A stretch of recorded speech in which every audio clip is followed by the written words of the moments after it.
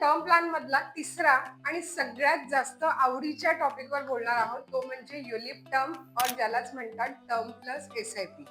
आता ह्याच्यामध्ये पहिला टर्म आपण बघितला प्युअर टर्म, ज्याच्यामध्ये रिटर्न येत नाही, इन्शुरन्स कव्हर मिळतं अतिशय स्वस्त किमतीत. दुसरा आपण बघितला थोडासा महाग आहे पण रिटर्न ऑफ प्रीमियम, म्हणजे काही नाही झालं तर भरलेले पैसे परत मिळत आहेत, बाकी केसमध्ये इन्शुरन्स आहेच. आता हा तिसरा प्रकार आहे की जिथे अजून थोडासा प्रीमियम जास्ती येतो, बट आपण टाकलेले पैसे इन्व्हेस्ट होतात आणि ते चांगल्या रेटने आपल्याला रिटर्न मिळतात.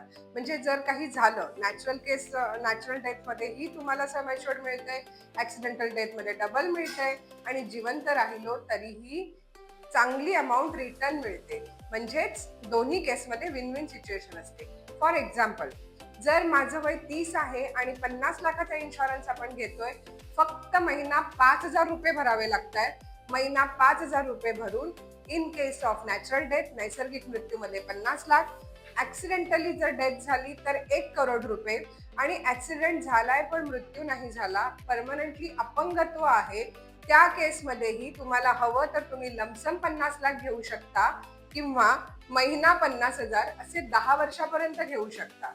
आणि त्यानंतर जर भविष्यात डेथ झाली तर परत एकदा 50 लाख रुपये मिळतात.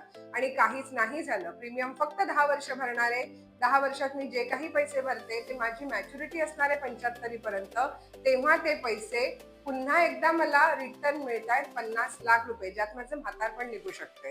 मला हवं तर मी त्याच्यामधले पैसे पार्शल विड्रॉ करू शकते गरजेला, साठीला सगळे पैसे काढून माझ्या रिटायरमेंट प्लॅन मध्ये इन्व्हेस्ट करू शकते, मिनिमम 1 लाख रुपये शिल्लक ठेवून इन्शुरन्सही चालू ठेवू शकते.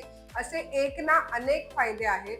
आणि याविषयी जर अजून जास्त डिटेल्स हवे असतील ना, किंवा तुमच्या वयानुसार तुमचं कॅल्क्युलेशन हवं असेल तर माझ्या DM मध्ये तुमचा नंबर टाका, आपण 1 to 1 तुमच्या कोटेशननी बोलूया.